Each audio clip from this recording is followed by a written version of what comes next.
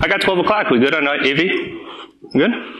Cool, we're going to get started. So everybody that's coming in still, if you haven't heard, please come up front. I have a big pet peeve, and I am very, very shy. I cannot talk to strangers at all. I'm the dude that goes to the parties, sits in the corner and hopes that there's a dog there to pet. Right? So everybody come up, be my friend, okay? Come on. Seriously, this is a management talk. Everybody come on up. Yeah, so that's going to make it much more fun and not boring. Okay, so like I said, this is a management talk. This is a lot different than the talks I'm usually giving. I'm not releasing any new tools today. I'm not dropping any O-days here. We're going to talk about something a lot more important, though. We're going to talk about how to get our work done. Because if you see my bonus talk, we kind of covered it a little bit, but how many here have trouble getting budget for security? Yeah, it's going to be all of us, right? As an industry, we're terrible at it. And we're going to talk about kind of why that is right now. And we're going to talk about how do we solve this. So, during my technical talks, I usually have hands-on workshops. Since it's a management job, we're going to have a hands-on management workshop. So, how many here is their first security conference ever? Wonderful. Good, good, good. First GrrCON. Oh my goodness. All right, there's something really cool about this industry and this community that we've built over the years. Everybody here is really here to help each other. That's why I'm up here speaking. I want to make sure that you learn from my mistakes, and then we can have the conversation and kind of just further the industry. So we're going to take 2 minutes. I'm going to put it on my phone, and we're going to turn around, introduce ourselves. I don't care if you use your real name, your hacker handle. I don't care. But what we're going to do is talk about the one thing that is pissing us off about the industry. Okay? And you're going to find out that we have a lot of commonalities. So 2 minutes on the clock. Turn around. Find somebody new. Go.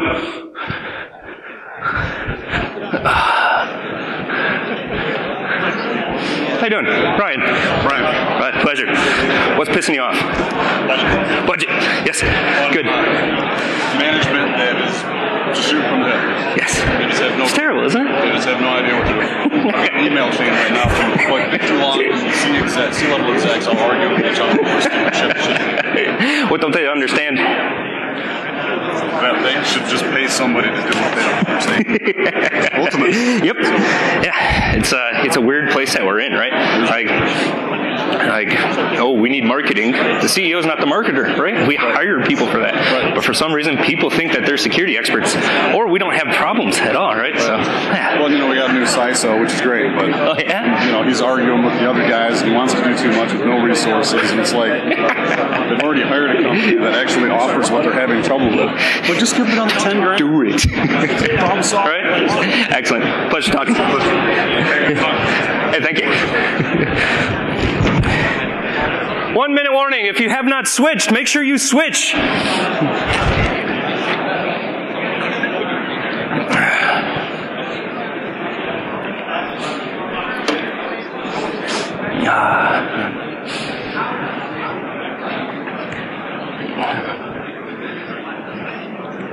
Ooh, that's bright.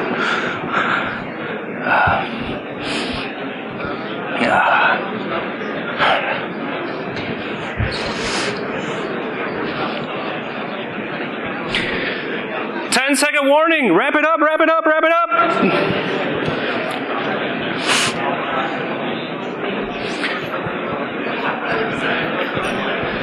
5, 4, 3, 2, 1. I always wanted to do that. That's really cool. All right, so again, this is Hacking the Boardroom, how to talk to executives and secure your budget. Because we're all social engineers here. We are all techs. We all know how to hack stuff. Why can't we do this to our boardroom to get our budget? So today we're going to talk about, everybody, meet pro tip Pete the Parrot. This is PTPTP for short, I think. He's going to be coming up in our presentations, just offering a little bit of advice as presentation styles and everything. Always have an agenda. People forget the agenda slide all the time. So why is an agenda important? Anybody remember giving directions before Google Maps, GPS, MapQuest? Right? It was, all right, you're going to go to this intersection. You're going to take about 5 minutes. You're going to see a big rock on the corner. You're going to take a right there. There's going to be a white chapel. You're going to take a left there, right? So back in the day, we used to have this mental map on how to get from point A to point B. You never miss the Whitechapel. It's right on your left. Just pass it, and then 30 minutes later, you're calling them, right?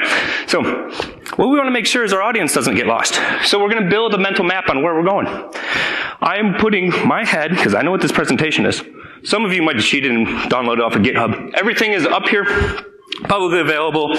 Twitter, GitHub, slide deck, it's all over the place. If you can't find it, come talk to me.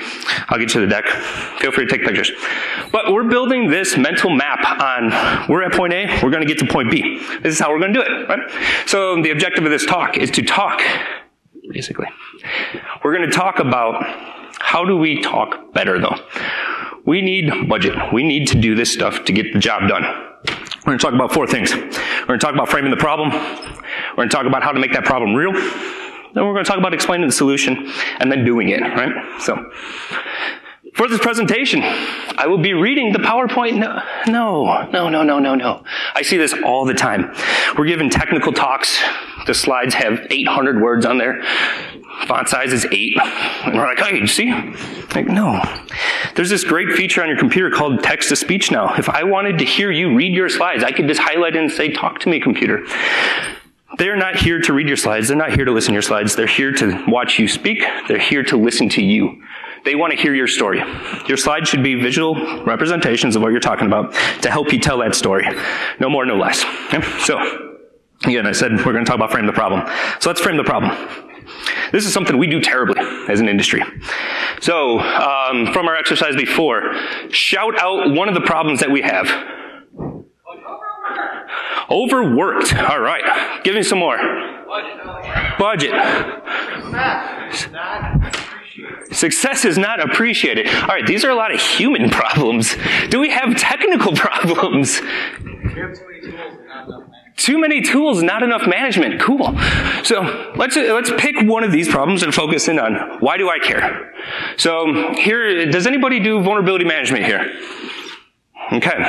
Is it a struggle? Or are we just producing reports? People patch it. It's wonderful. We're in the green. We're at 95% patch, right? No, it's terrible. Right? So we know that we need to do vulnerability management. You don't need to convince me of that. But you do need to convince your boss.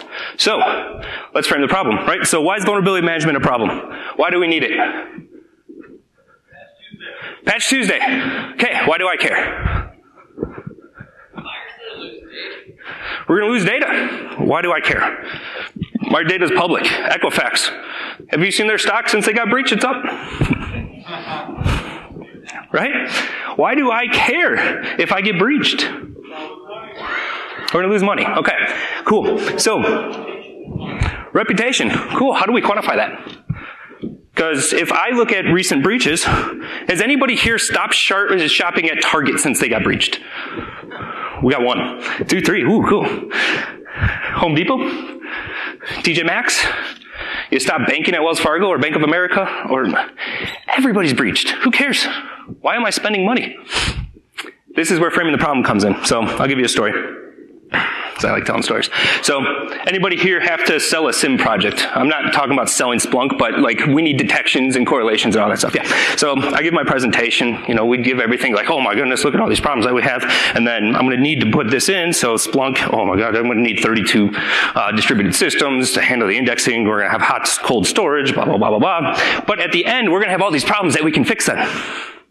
Boss looks at me and goes, Ryan, you must think I'm an absolute idiot. I'm like, oops, sorry, swing and a miss on that one. What do you mean, sir? I was like, well, so right now we have no problems, and you're asking for money to go create problems, and then you're going to ask me for more money to go fix those problems.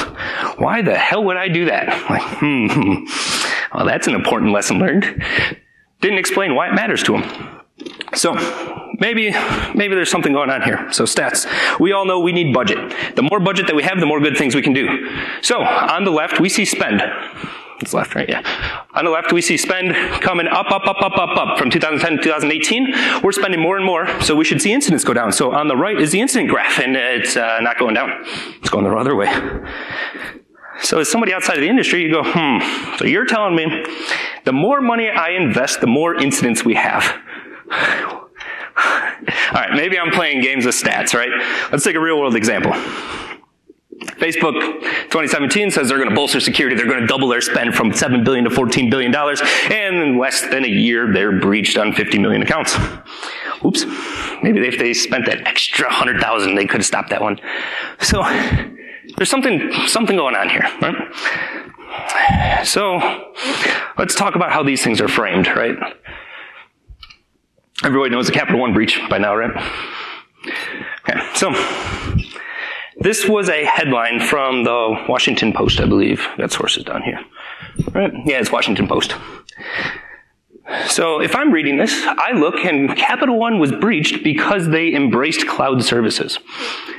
Does anybody know what's special about the relationship between Washington Post and Amazon, AWS? They're owned by same owner.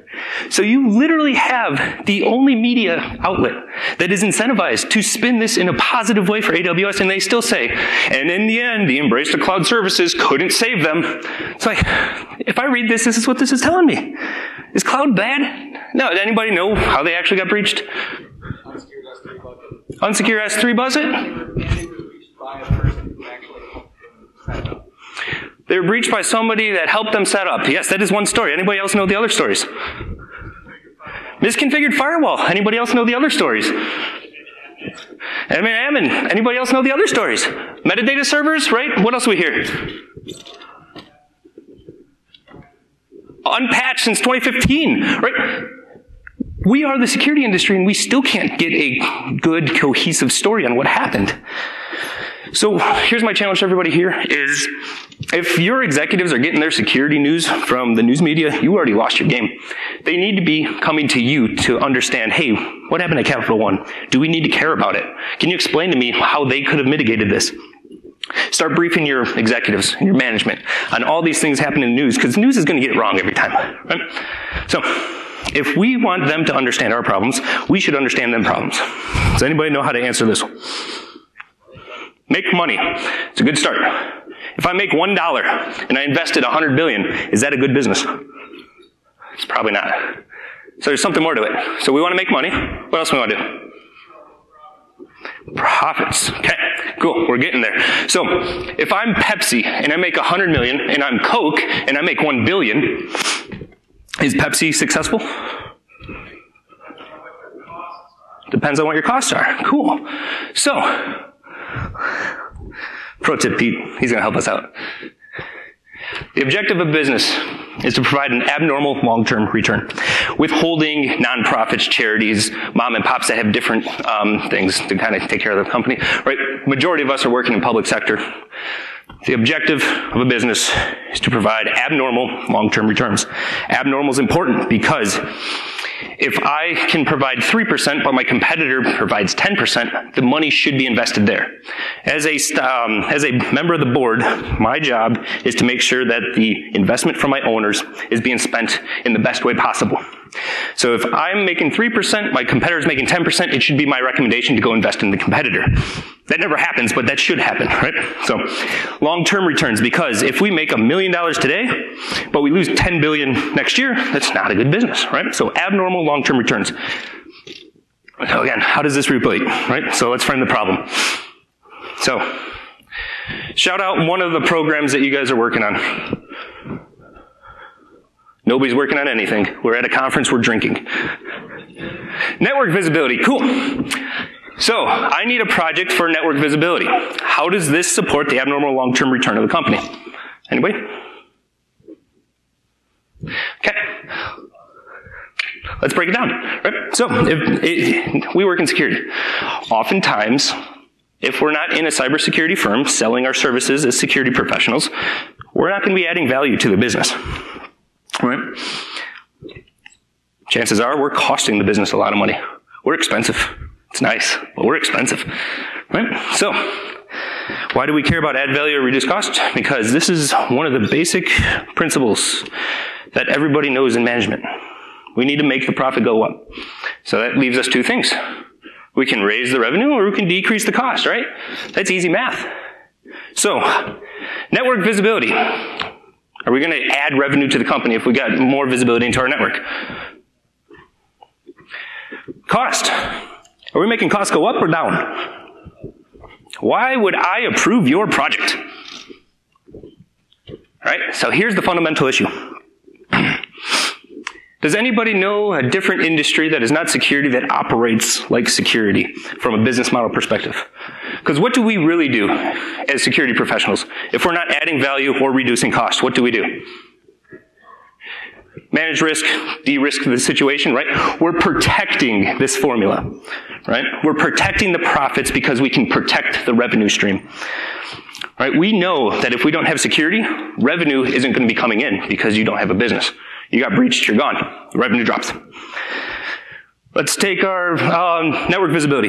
We can actually reduce costs with network visibility because right now we need to staff a SOC of 35 people because we got all these different logs coming in and we're trying to correlate different things and it's just taking way too much manpower. If we had better visibility, we could actually reallocate some of those resources elsewhere and kind of reduce our spend overall, right? So we can actually reduce costs, right? Vulnerability management, I'm going to go harp on that one because it's a terrible topic. Vulnerability management done right is going to reduce your patching cost and it's going to reduce your IT maintenance cost because let's say we don't patch everything. We can offer them an 80-20 rule idea on this is the patch that you care about, you need to get this patch in. Right? We're going to reduce the cost on IT maintenance. This is how we have to be talking. Okay? Now again, this might be too hard. There's one last trick I can show you. So, your boss has a button. Not that button. Don't press that button. That's the button that makes you work nights and weekends. Don't press the red button, press the green button. What gets your boss excited? Right? When you're talking about something, what does your ears perk up? Chances are it's tied to his objectives and his goals. If you don't know your boss's goals, ask. Ask them. Because that's going to be tied to the company's success. And the other thing is it's going to be tied to his or her bonus. And that makes anybody excited, right? I come to you, I'm going to say, I'm going to do this work and it's going to make you money. I'm excited, right? If you're not reporting straight to the CISO, how's your CISO's bonus structure work? You make the CISO happy, chances are you're going to get some budget, right? Find this button. Press it as often as possible. Right? That's going to start the conversations on, yes, I understand the problem. Right? I've framed the problem effectively. This is why it matters to the business. So, in conclusion, we need to educate our management. We can't be letting them get in their security news from the news. Okay? We're going to relate the solution to the business and the problem and why this matters and how it affects the bottom line. And we're going to press that boss's button all the time, right? So that's step one. Step two is making the problem real. Everybody knows Deming, right? Process genius of the 80s, 70s, 80s, somewhere around there. Stickler for metrics, right? So, if anybody here has never managed KPIs or metrics or anything, go pick up this book. It's on Amazon, ebook, read it on the way home. It gives you a very good fundamental understanding of what measurements and metrics are. How many of you get asked this? I should see more hands. This is our one job, right? So, how do we answer this one? Not stopping those Russians, right?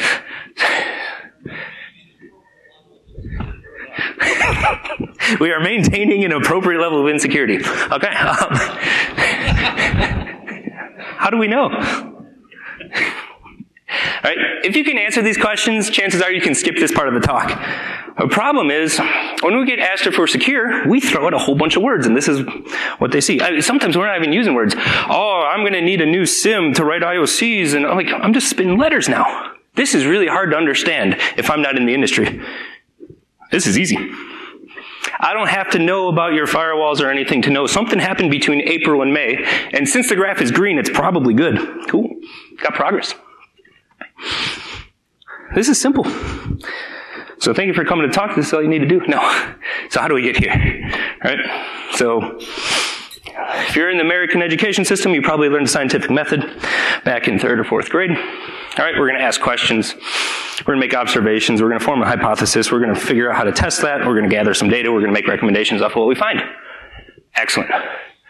Maybe you didn't learn this one. Maybe they're teaching you this in Agile 101 now. It's the OODA loop, right? So I believe it was the Air Force that got credited with this. Who knows if they actually came up with it. But the theory is I'm in a dogfight. I'm a fighter pilot. I need to observe, orient, decide, and act as fast as possible to make sure that I live. Whoever has the tighter OODA loop wins a dogfight. Same thing in security, same thing in project management, same thing in business strategy. Whoever can react faster to the changing environment is going to win. There's another one out here that we cover in class. I don't like it. It's really ugly. But it kind of makes sense. So this is the critical decision map. And what they do is you tell a story. So I'm going to do this because of this, and then I'm going to do this because this. And the person you're telling the story to throws injects at you, and you handle the injects. Oh, if this were to happen, I would do this. And you make sure you get out to your fundamental objective. And if you didn't, you figure out why, and then that's your process breakdown. This is a lot of crap to remember. I'll make it easy. So there's 4 steps. What question are we trying to answer? Cool, we already did that. Frame the problem. What data is going to show us the answer? So if I want to know which is heavier, a pound of rocks or a pound of feathers, I'm probably going to weigh them. I'm going to get their masses, and I'm going to compare them, right? How we get their data? What's the scale? So if we want to relate this to security, I have a theory that it takes 8 hours from initial compromise of the laptop to full-blown compromise of the domain. How do we gather that data? Red teamers, yeah? Okay, cool. So we're going to hire the red team. We're going to come in and go, oh crap, 7 minutes is a lot less than 8 hours. Okay. And how do we present the findings? This is who's our stakeholders and everything. So again, when we're going to ask, are we secure?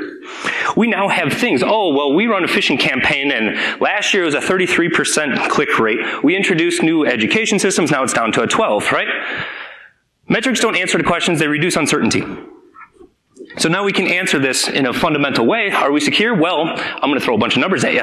And those are going to make sense. So now I'm not talking security, I'm talking metrics. And they can understand that. I can know, ooh, that number's too big. I want to drop that number. How do I do that? Now we're talking about explaining the solution, right? So now we have them engaged in our problem. We need to talk about the solution. So we're going to throw together all these different task lists and plans. We're going to build some models about how we're going to go about it. We're going to list the project benefits, and this is what you end up with, right? Like, I already lost half of you. This is boring. Make your content enjoyable and easy to understand. Anybody know what this is? It's an eye chart. This is the man page for one of the simplest commands in commuting. This is ping. Okay? I don't want to read this. If you are not following this Twitter account, go do it now. B0RK. Julia releases comics on different commands and techniques and everything in really nice ways. I want to read how ping works now. It's a comic. This is wonderful. This is like Sunday newspaper. Okay? So how do we do that here? I referred to this in the last talk. NIST. Anybody reading NIST documents and staying awake? Nope. Right? All this is just for inventory. You need inventory. Break it down. All this stuff right here can be said in 4 sentences. Just say the 4 sentences. This is easy to understand. I can grasp it. And look, I got numbers on there too. Good. Going back to this is a terrible screenshot. Anybody know what I'm trying to convey here? Nope. Make your screenshots easy to follow. All right, I'm at a security conference. What is this trying to show? Metasploit. Cool. What am I trying to tell in my story? We have no idea. Oh, yeah, I'm trying to show you that it's vulnerable to 0867. That's a shitty screenshot. This one's a little better. What command am I running? And what am I doing? Exporting users. Cool. Which user do I care?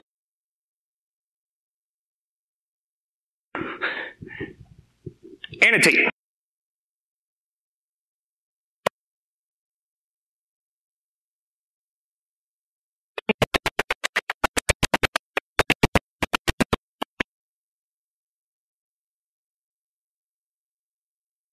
The solution. So this is how we solve stuff, right? We create project charters, we create project plans, proposals, all this stuff. And again, who cares? Now let's try something different. So what we're going to do is, I got this problem.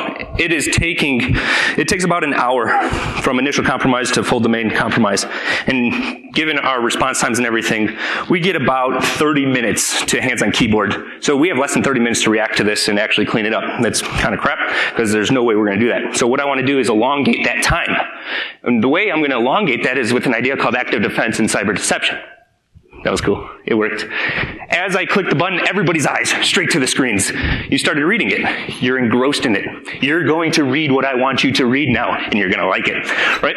So, this is wonderful, because management's going to read this, and it's going to govern some questions, and we're going to start a conversation about this. But here's the problem.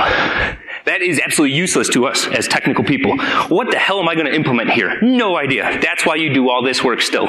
Because this work is going to be what enables your success to deliver on this one.